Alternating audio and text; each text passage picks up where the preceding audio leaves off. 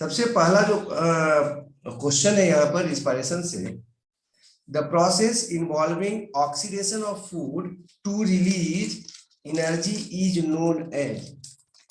Respiration में जो oxidation of food होता है एनर्जी रिलीज के लिए, उसको क्या कहते हैं, उस प्रोसेस को क्या कहते हैं। आपको जो है 4 ऑप्शन दिया हुआ है और चारों ऑप्शन में से ढूंढना है। हम लोग जानते हैं उसको पहले रिस्पायरेशन जैसा कि आपका कहना है, तो उसको जो है ना सबसे पहले हम उसको सबमिट करते हैं और सबमिट कर यहाँ पर आइए। रिस्पायरेशन जो है ना, रियली में आपको पहले भी बताए थे कि ब्रीथिंग जो था सिर्फ सांस का लेना और छोड़ना था, मूवमेंट ऑफ एयर था within or between organisms and their environment। while respiration जो है ना, वो क्या है, वैसा प्रोसेस है जिसमें कि ऑक्सीडेशन ऑफ फूड होता है। भोजन जो है ना वो टूटता है और वहां से एनर्जी निकलता है, फूड का डिग्रेडेशन होता है ऑक्सीडेशन के द्वारा और एनर्जी रिलीज होता है।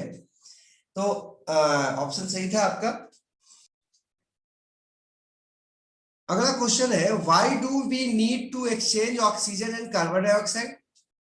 हमें क्यों आवश्यकता होती है ऑक्सीजन और कार्बन डाइऑक्साइड को एक्सचेंज करने की। पहला, we need CO2 to break down glucose which produces oxygen। Second है, we need oxygen to break down glucose which produce CO2 as a byproduct। we need CO2 to break down protein which produces oxygen as a byproduct। और चौथा है, we need oxygen to break down protein which produces byproduct। B, cellular respiration is a process that occurs in each cells of our body।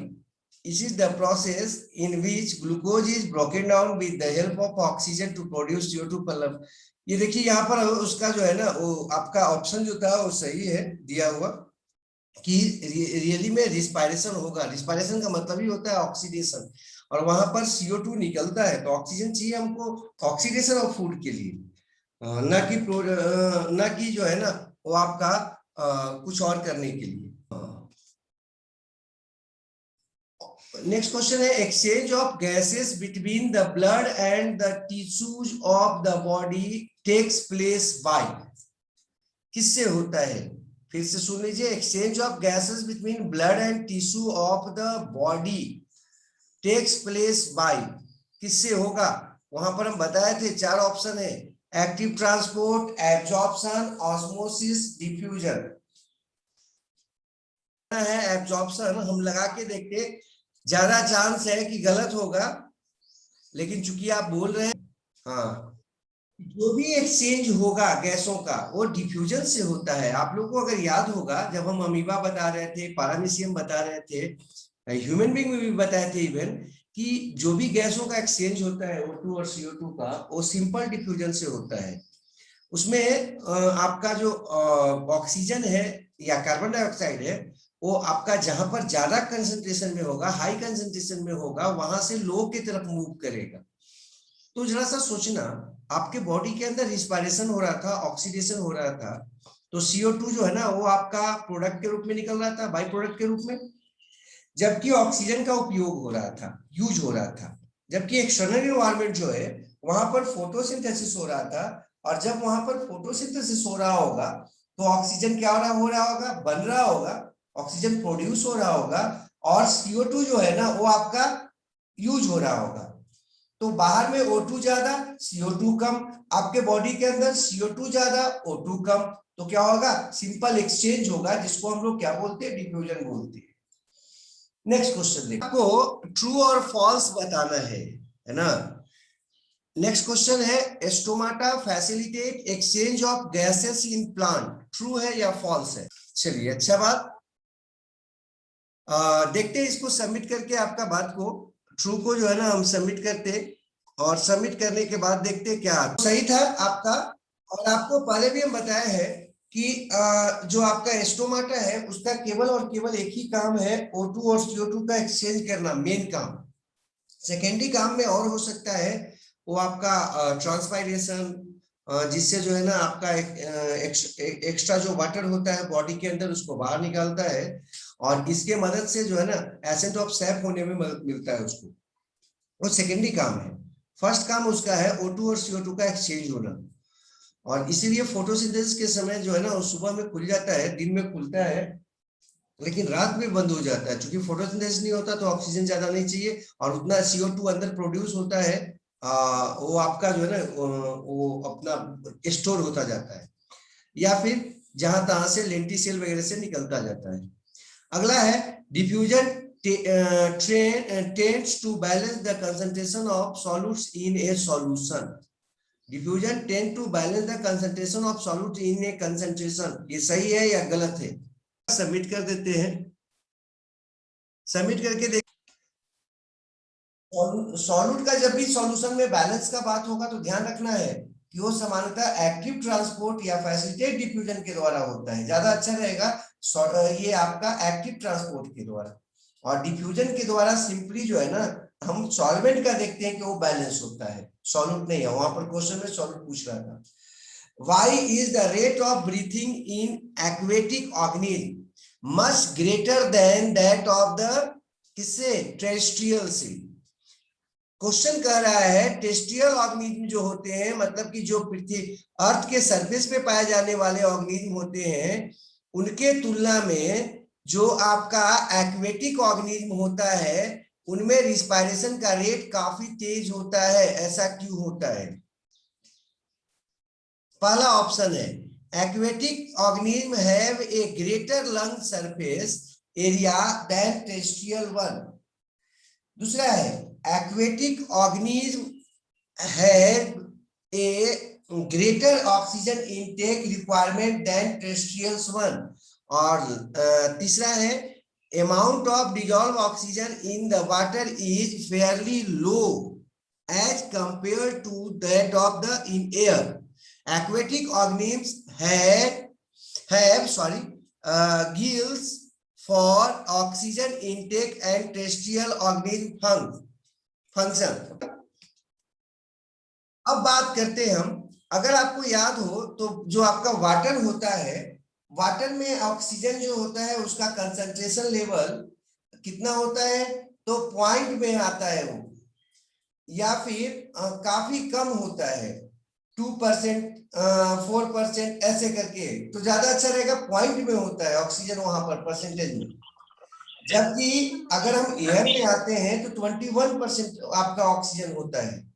तो चूंकि उसमें आपका जो है ना काफी कम मात्रा में होता है ऑक्सीजन डिजॉल्व, तो इसलिए जो है ना ज्यादा जो है ना वो आपका वाटर लेना पड़ेगा ताकि ऑक्सीजन क्या हो सके, उसके जो कमी है उसको फुलफिल कर सके। तो आप बोलोगे सर तो यहाँ पर उसका मात्रा क्यों नहीं बता रहे हो कि वाटर में कितना होगा? रियली में वाटर जो होता है वो कैसा वाटर है इस पे डिपेंड होता है कि ऑक्सीजन उसमें कितना है। इसलिए ऑक्सीजन की मात्रा जो है ना वो आपको वाटर में नहीं बता सकते। हाँ, यही कह सकते हैं कि वो आपका एयर की तुलना में काफी कम होता है। अब क्यों भाई? अगर मान लेते हैं वैसा वाटर है जो फ्रेश है, मतलब साफ पानी है, और उसमें जो है ना कोई आपका एक्वेटिक प्लांट है जैसे अलगी वगैरह है, तो उसमें ऑक्सीजन काफी ज्यादा हो जाएगा। लेकिन अगर फ्रेश वाटर है, ताजा पानी है, लेकिन आपके घर का जो है ना वो आपका जो एक्वेरियम है उसके अंदर है वो, या किसी बर्तन के अंदर है, तो वहां पर ऑक्सीजन का लेवल कंपैरेटिवली उससे कम होगा। इसलिए कम होगा क्योंकि इसमें आपका अलगी वगैरह नहीं है, और अगर अलगी नहीं है तो फोटोसिंथेसिस नहीं करेगा, फोटोसिंथेसिस नहीं करेगा तो CO2 को यूज करके O2 नहीं देगा। तो नेचुरल जो वाटर बॉडी होता है जिसमें अलगी होता है उसमें ऑक्सीजन कंसंट्रेशन तो कंपैरेटिवली हम लोग के घर का जो पानी होता है नॉर्मल नेचुरल उससे ज्यादा होता है। और इसीलिए आप देखे होंगे कहीं पे मछली वगैरह लेने गए होंगे, या मछली जहां पर लोग बेचते हैं वहां पर जिंदा मछली जिस बर्तन में रखते हैं उसके पानी को हिलाते रहते हैं, ताकि क्या हो, उसमें ऑक्सीजन जो है ना वो जाए, वाटर का लेयर जो है ना मूव करता है, तो ऑक्सीजन क्या होता है, हवा हाथ के साथ जाता है, या उसको मोटर चलाते रहते हैं, बार बार मोटर से पानी को उसमें डालते रहते हैं, निकालते डालते रहते हैं, मोटर लगा देते हैं। इससे फायदा क्या होता है कि वो जो वाटर का मूवमेंट हो रहा है उसके साथ एयर भी उसमें जाएगा, डिजोल्व होगा, ऑक्सीजन उसमें बढ़ जाएगा, ठीक है, और CO2 बाहर आएगा, तो ये प्रोसेस हो पाएगा, सिंपल डिफ्यूजन जो है ना एयर के साथ वाटर का ज्यादा हो पाएगा। नेक्स्ट, इसमें से पहचानना है आपको, आपको थोड़ा सा बताना है। क्वेश्चन है, respiratory structures in the insects are aquatic है। एक्वेटिक ऑर्गेनिज्म में 90% से ऊपर चांस है कि लंग्स नहीं होगा, तो लंग्स तो होगा नहीं, तो ये तो एक्वेटिक है नहीं इंसेक्ट, इसलिए इसमें जो है ना गील होने का बात है नहीं, तो सबसे ऐसी छाटना, इसी तरह से छाटना है हमको। इंसेक्ट है क्या, टेरेस्ट्रियल है, इंसेक्ट है क्या भाई, टेरेस्ट्रियल है। अब इंसेक्ट टेरेस्ट्रियल है, तो टेरेस्ट्रियल होगा तो पहला तो ऑप्शन हो नहीं सकता है गील, दूसरा स्किन हो सकता है, या ट्रैकी और लंग्स हो सकता है, ये तीन ऑप्शन हो सकते हैं। अब हमको इसको भी काटना है, ये स्किन होगा कि नहीं होगा। जैसा कि आप में से कुछ बच्चों ने बताया कि स्किन, लेकिन स्किन होने का चांस इसलिए कम है, स्किन उनमें होता है जो उन जगहों पर होते हैं ऑर्गेनिज्म जहां पर वाटर होता है या मॉइस्चर ज्यादा होता है। शायद आप जानते होंगे इंसेक्ट्स जो है वो सूखा हुआ में रहना पसंद करता है, पानी में रहना ज्यादा पसंद नहीं करता है। तो मोस्ट ऑफ द जो इंसेक्ट्स होते हैं वो आपका पूरी तरह से टेरेस्ट्रियल होते हैं, और वो जब टेरेस्ट्रियल होंगे तो स्किन का सवाल ही नहीं है यहाँ पर। अगर आपको आश्चर्य होगा जान के तो थोड़ा सा सुन लेते हैं हम। फ्रॉग जो है उसको अगर हम पंखा के नीचे रख दें तो उसका स्किन से रिस्पायरेशन बंद हो जाता है। अगर जो है ना हम क्या बोलते इनसे इसको ले लेते हैं, केचुआ को, जिसको अर्थवॉर्म बोलते हैं। अर्थवॉर्म में जो है ना आपका एक्सचेंज ऑफ गैसेस किससे होता है, स्किन से होता है। अगर उसको हम रख दें किसके नीचे, पंखा के नीचे, है ना, मतलब ब्लोइंग एयर के नीचे रख दें, तो आपको जानकर सर्च होगा उसमें भी आपका रिस्पायरेशन रुक जाएगा और वो मर जाएगा, क्योंकि स्किन से उसमें रिस्पायरेशन होता है, तो स्किन को मॉइस्ट होना चाहिए। और इंसेक्ट जो होते हैं उनका स्किन पर एक हार्ड लेयर होता है जिसका नाम क्यूटिकल है, तो कभी भी स्किन से तो इंसेक्ट में हो ही नहीं सकता है। तो किससे होगा, तो डी इसमें ट्रैकी होगा आंसर, ठीक है। इंसेक्ट में जब भी होगा तो किससे होगा, वो आपका ट्रैकी से होगा। और उसमें आपको बताए थे कि वो आपका ढेर सारा पतला पतला नली होता है जो बाहर की तरफ कुछ एक पोर से जुड़ा होता है एटमॉस्फेयर के साथ, और उन पोर्स को हम लोग स्पाइरेकल्स कहते हैं। और अगर याद होगा इसमें तो आपको बताए थे कि इंसेक्ट के सफलता का राज क्या है, संसार में सबसे जो है ना ज्यादा सफल, सफल बोल रहे हैं हम, विकसित नहीं, डेवलप नहीं बोल रहे हैं हम, हाँ, मोस्ट जो है ना एडेप्टिव ऑर्गेनिज्म अगर कोई है तो इंसेक्ट्स है। क्यों भाई, तो उसमें दो चीज पाया जाता है, पहला तो क्यूटिकल, क्यूटिकल जो है ना उसके स्किन पे पाया जाता है, जो आपका इवेपोरेशन को रोकता है, उसका उसको सूखने से बचाता है। तो क्यूटिकल के कारण वो आपका स्किन के से रिस्पायरेशन नहीं कर पाएगा। उसी में है कि उसका फ्लाइंग कैपेसिटी होता है, जो क्यूटिकल होता है ना वो आपका फ्लाइंग स्ट्रक्चर भी बनाने में मदद करता है, इवन उसको विंग्स कहते हैं हम, तो उसको वो आपका उड़ सकता है, जा आ सकता है। और दूसरा जो सबसे महत्वपूर्ण है ट्रैकी सिस्टम। ट्रैकी सिस्टम जो है ना वो एयर को डायरेक्ट उसके सेल तक पहुंचा देता है। तो ये आपका दो सफलता का राज है, पहला क्यूटिकल का पाया जाना और दूसरा है ट्रैकी सिस्टम का पाया जाना। और अगर कोई बच्चे इसको नहीं देखे हो तो आप आराम से जो है ना वो आपका running, after running A marathon a runner starts panting and as a result his chest move forward and backward, ठीक है।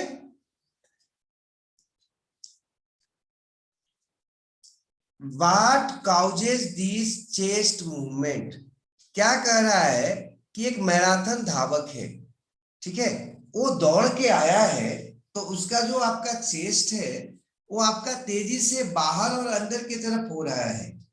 हाँ, ऐसा कारण क्या है, किसके कारण होता है, कौन करता है इसको, पहला ऑप्शन है intercostal muscles and rib cage, second है रिब केज एंड डायफ्राम, और थर्ड है डायफ्राम एंड इंटरकॉस्टल मसल्स, और फोर्थ है intercostal muscles and intercostal muscles, हाँ, और रिब केज एंड डायफ्राम। कौन होगा इसमें से? कहते हैं कि थोरेसिक केज जो होता है उसमें दो प्रमुख रचना है जिसके चलते मूवमेंट होता है, एक तो रिब्स है, एक डायफ्राम है। लेकिन रिब्स जो है ना खुद आता जाता नहीं है, बल्कि उसके बीच में भी मसल्स पाए जाते हैं जिनको हम लोग इंटरकॉस्टल मसल्स कहते हैं, तो उनके चलते मूवमेंट होता है। तो यहाँ पर आप में से कुछ एक बच्चे जो है ना वो बता रहे हैं डी के बारे में। देखते हैं हम ऑप्शन को। इंटरकॉस्टल मसल्स और डायफ्राम के कारण होता है, इसलिए यहाँ पर आंसर क्या होगा? डायफ्राम और इंटरकॉस्टल मसल्स होगा। केवल ये जो है ना रीब केज और डायफ्राम जो है ना वो एक साथ वर्क करता है, किसके कारण? तो इंटरकॉस्टल मसल्स के कारण। और किसके कारण? उसी के कारण जो है ना वो आपका मूवमेंट होता है। तो हम ऑप्शन जो है ना उसको देख लेते हैं एक बार फिर से। है exchange of respiratory gases is done by sac like structures present at the end of, किसके इन में सैक पाया जाता है जिससे एक्सचेंज होता है ह्यूमन बीइंग में? ऑप्शन आपको बताना है। 4 ऑप्शन दिया था, ठीक है, आपको याद नहीं है, आपको नहीं आता है। ओसोफेगस हम लोग पढ़ चुके हैं, रिस्पायरेशन में ओसोफेगस तो होगा ही नहीं। रिस्पायरेशन किसमें, ओसोफेगस किसमें पाया जाता है? डाइजेस्टिव सिस्टम में है, फूड को ले जाता है, इसलिए इसको फूड पाइप बोलते थे हम। तो ओसोफेगस यहाँ नहीं होगा। ट्रैकिया कहाँ था भाई? तो ट्रैकिया बताए थे कि वो आपका जो है ना चेस्ट रीजन में होता है, लेकिन फेफड़ा के अंदर नहीं होता, वो लंग्स के अंदर नहीं होता, तो ट्रैकिया भी नहीं होगा। ब्रोंकाई बताए थे, ट्रैकिया का ब्रांच था लेफ्ट और राइट में, तो ब्रोंकाई भी नहीं होगा। तो यहाँ पर लास्ट कौन बचा? ब्रोंकियोल्स। तो अगर आपको नहीं भी मालूम था तब भी यह बता देना था कि यहाँ पर क्या होगा? ब्रोंक्यूल्स होगा। Exchange of respiratory gases is done by sac like structures present at the end of bronchioles. और उस सैक लाइक स्ट्रक्चर का नाम क्या था? अगर याद कीजिए, उसका नाम क्या था? Alveolar sac. और उसके वो जो आपका वाल था उसका नाम था आपका क्या बाबू? वाल का नाम था आपका ऑक्सीजन को ले जाने के लिए जिम्मेवार होता है। और एक आरबीसी में कई जो है ना आपके हीमोग्लोबिन होता है। कुछ हद तक अगर आप बच्चों को आइडिया नहीं आ रहा है तो ऐसे समझ लो, आरबीसी जो है ना वो आपका क्या है? कोई गाड़ी है ना, चाहे तो बस समझ लो, ट्रेन समझ लो, कोई एक गाड़ी को ले लो या एरोप्लेन समझ लो, और उसमें हीमोग्लोबिन जो है ना उसका क्या है? वो सीट है। तो जितना ज्यादा सीट रहेगा उतना ज्यादा क्या होगा? वो यात्री जाएगा उसमें, है ना, लोग जाएंगे, पीपुल जाएंगे उसमें। तो वहां पर होता क्या है कि आपका जो आरबीसी है वो केवल और केवल एक केज है ना, वो सेल का केज है। जो प्रमुख हमारे ऑक्सीजन के ट्रांसपोर्ट के लिए जिम्मेवार जो स्ट्रक्चर है उसका नाम हीमोग्लोबिन है, जो कि प्रोटीन होता है और आरबीसी में पाया जाता है, ब्लड प्लाज्मा में नहीं होता है। तो हम आगे बढ़ जाते हैं आप नेक्स्ट क्वेश्चन में। Next, muscle seat which is flat when it contract and help in breathing। कह रहा है कि ब्रीथिंग के समय उस इसमें से सीट को, मस्कुलर सीट को पहचानना है जो कि चपटा हो जाता है। ठीक है, इसमें आपको पहचानना है। कैसे पहचानोगे आप? कौन होता है? अगर याद करो, जब हम रिस्पायरेशन करते हैं तो 2 का प्रमुख काम था। एक तो रिब्स के थे जिसके बीच में मसल्स था, और दूसरा नीचे में आपको बताया होंगे डायफ्राम। देखिए ये नीचे एब्डोमेन का रीजन है, ये एब्डोमेन है। एब्डोमेन और ये जो आपका लंग्स का रीजन है जिसको थोरेसिक केज बोलते हैं, थोरेसिक रीजन बोलते हैं, दोनों को अलग करता है एक आपका ट्यूब, ये आपका मेम्ब्रेनस स्ट्रक्चर जिसका नाम था डायफ्राम। तो डायफ्राम क्या होता है? जब हम रिस्पायरेशन में इनहेलेशन करते हैं, मतलब कि हवा को अंदर लेते हैं बॉडी के समय में, उस समय ये क्या होता है? नीचे चला जाता है, मतलब फ्लैट हो जाता है। तो अभी देखिए, अभी जो है ना यहाँ पर फ्लैट नजर आ रहा है आपको, ये जो है ना चपटा नजर आ रहा है, फ्लैट, ये देखिए फ्लैट नजर आ रहा है। तो ये जो फ्लैट नजर आ रहा है उसका रीजन क्या है? फ्लैट नजर आने का रीजन क्या है? कि इसमें हवा अंदर गया होगा। लेकिन जब हवा जो है ना बाहर, देखिए फ्लैट नजर आ रहा है, लेकिन जब हवा जो है ना वो आपका ये बाहर निकलेगा इससे, तो ये क्या हो जाएगा, गुंबदाकार हो जाएगा, ऐसे डोम शेप्ड हो जाएगा, ये डोम शेप्ड हो जाता है। तो आप देख रहे होंगे, देखिए ये परिवर्तन होते रहता है, कभी जो है ना आपका एब्डोमेन ज्यादा, कभी कम हो जाता है। तो देखिए आंसर दिया हुआ है, उसमें सॉल्यूशन देख लेते हैं थोड़ा सा, कि डायफ्राम जो होता है वो आपका मस्कुलर सीट है, जो कि वाइटल मतलब जो है ना रोल अदा करता है, प्रमुख रोल अदा करता है मैकेनिज्म ऑफ ब्रीथिंग में। किसमें बाबू, इनहेलेशन में, जिसमें डायफ्राम कॉन्ट्रैक्ट होता है और फ्लैट हो जाता है, जिससे वॉल्यूम बढ़ जाता है और आराम से जो है ना प्रेशर कम होने के कारण हवा लंग्स के अंदर चला जाता है। नेक्स्ट हम आगे बढ़ते हैं। इस संसार में जो भी ऑर्गेनिल्स हैं, सबको अपने एक्टिविटी को पूरा करने के लिए, चाहे वो यूनिसेलुलर हो, चाहे मल्टीसेलुलर हो, चाहे प्लांट हो, चाहे एनिमल हो, चाहे फंजाई हो, चाहे अलगी हो, जो भी हो, बैक्टीरिया हो, उसको क्या चाहिए, एटीपी चाहिए। और किसी दूसरे फॉर्म में एनर्जी को यूज नहीं कर सकता है, चाहे वो केमिकल फॉर्म में हो, चाहे वो आपका जो है ना आपका हीट फॉर्म में हो, चाहे लाइट फॉर्म में हो, वो जब भी यूज करेगा तो एटीपी के रूप में ही यूज करेगा। और एटीपी में भी किसको यूज करता है, तो फॉस्फेट को एक दूसरे से अलग करता है। जब फॉस्फेट जो है ना PO4 माइनस माइनस जो है ना, जब एक दूसरे से अलग होता है तो करीब 30.5 जो है ना किलो कैलोरी एनर्जी देता है, और इस एनर्जी को सेल अपने एक्टिविटी के लिए उपयोग कर लेता है। जब एक फॉस्फेट से दूसरा फॉस्फेट एटीपी का अलग होगा तो कितना देगा, 30.5 है ना, 30.5 जो है ना किलो कैलोरी एनर्जी देता है करीब करीब। लेकिन जब लास्ट वाला फॉस्फेट अलग होता है एटीपी से, तो सिर्फ जो है ना आधा देता है इसका, करीब करीब जो है ना आपका 14 पॉइंट समथिंग, मतलब करीब करीब आधा दे पाता है। तो आपको एक बात दिमाग में रखना है कि एटीपी से जितना एनर्जी निकलता है, एडीपी से भी उतना ही एनर्जी निकलता है, लेकिन एएमपी से अगर एनर्जी निकलेगा तो कम निकलेगा। अब आपके मन में आ रहा होगा कि सर ऐसा क्यों होता है कि यहाँ भी बॉन्ड ही तोड़ रहा है फॉस्फेट के बीच में और उसका एनर्जी यूज कर रहा है, तो फिर कार्बन कार्बन को तोड़कर, जैसे ग्लूकोज में कार्बन था 6 है ना, हाइड्रोजन 12 था, ऑक्सीजन 6 था, तो उसको तोड़ के एनर्जी क्यों नहीं डायरेक्ट ले लेता है, वो फिर एटीपी क्यों बनाता है। तो आप इस तरह से समझ लो, वाटर जो है आपका जो फ्लो कर रहा है वाटर, उसमें भी एनर्जी है, कोयला उसमें भी एनर्जी है, यूरेनियम में भी एनर्जी है। क्या उसको डायरेक्ट हम फ्रीज में डाल देंगे तो फ्रीज एनर्जी उससे ले लेगा क्या। फ्रीज को जब काम करना होगा, आपके बल्ब को, घर के जो बल्ब हैं उनको जब काम करना होगा, आपके घर का जो पंखा है उनको जब काम करना होगा, तो जो आपका एनर्जी है उसका एक स्पेशल फॉर्म है इलेक्ट्रिसिटी, वो चाहिए। पावर का एक पार्टिकुलर रूप है इलेक्ट्रिसिटी, वो चाहिए। वो सनलाइट से काम नहीं चला सकते। हाँ, सनलाइट को आप इलेक्ट्रिसिटी में कन्वर्ट कर दो, इलेक्ट्रॉन के फ्लो के रूप में कन्वर्ट कर दो, तब उसका उपयोग कर लेंगे वो।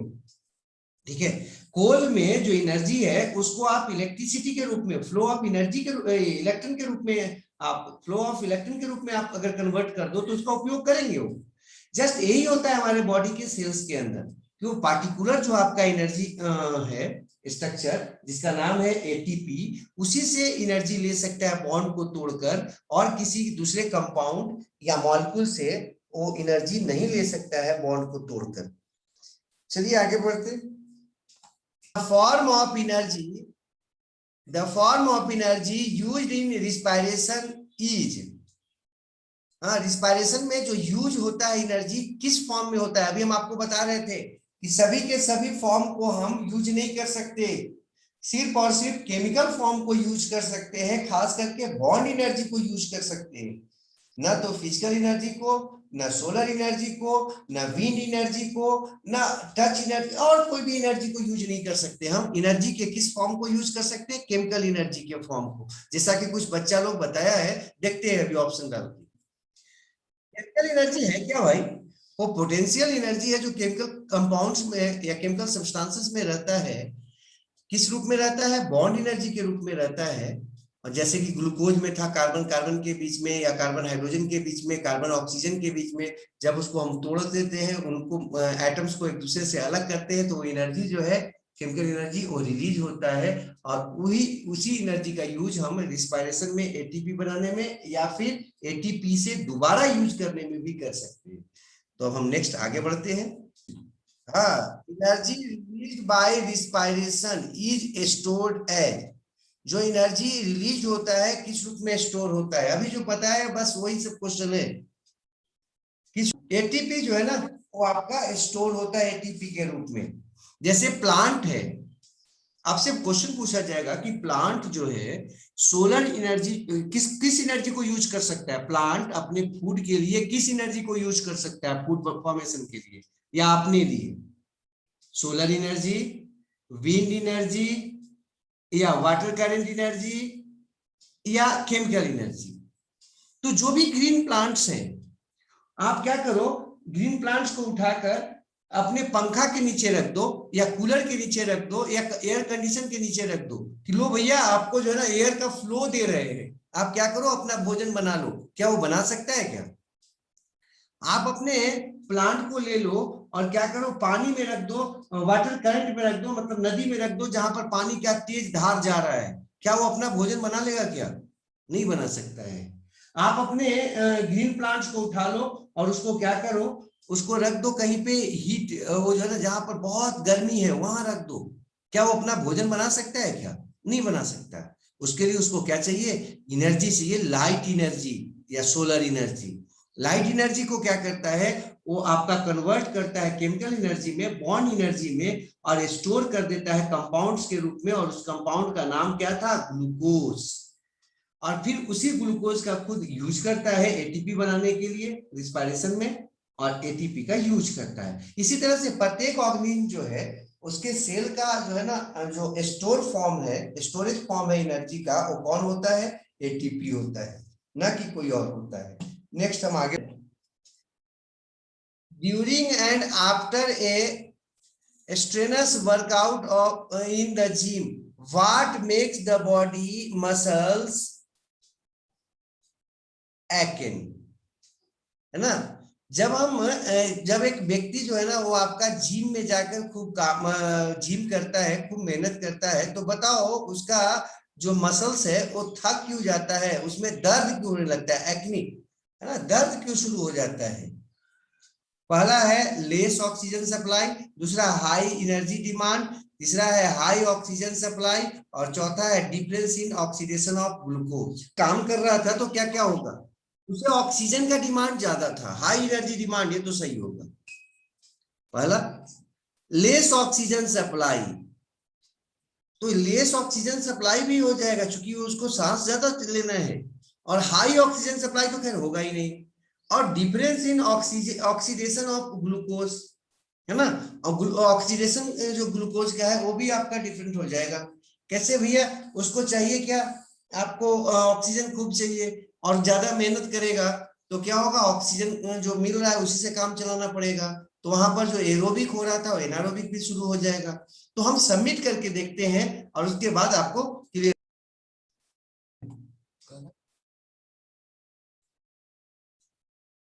ऑक्सीजन का सप्लाई थोड़ा ही कम है, जो जिम कर रहा है व्यक्ति उसको ऑक्सीजन तो उतना ही मिल रहा है जितना उसको मिल रहा था, नाक थोड़ी बंद कर दिया गया है।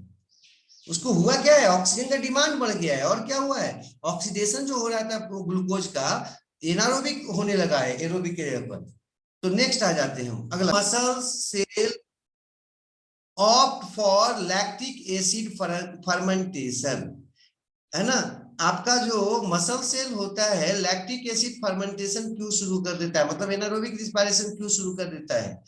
पहला ऑप्शन है due to less availability of oxygen, दूसरा है due to muscle cell structure and functions, तीसरा है due to excess supply of CO2, और तीसरा है मतलब फोर्थ है due to less supply of water.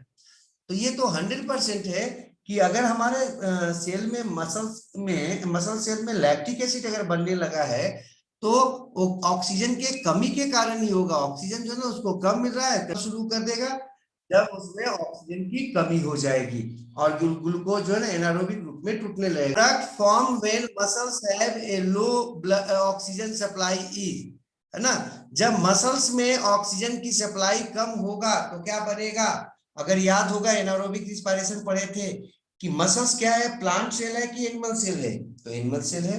Muscles जो है ना प्लांट में नहीं पाया जाता। और अगर आपको याद होगा तो एनारोबिक रिस्पायरेशन में बताए थे कि जब प्लांट में होता है तब इथाइल अल्कोहल या इथेनॉल जिसको बोल रहे हैं, और क्या बनता है? CO2। जबकि एनिमल में बनता होता है एनारोबिक रिस्पायरेशन तो क्या बनता है? Lactic acid. तो आंसर क्या हो जाएगा? Lactic acid. लैक्टिक एसिड जो है वो हमारे फर्मेंटेशन की जब भी एनिमल्स आएंगे तो एनिमल में क्या बनेगा? एनिमल में लैक्टिक एसिड बनेगा, ठीक है। और प्लांट्स होगा तो उसमें इथाइल अल्कोहल या इथेनॉल और CO2 बनेगा। नेक्स्ट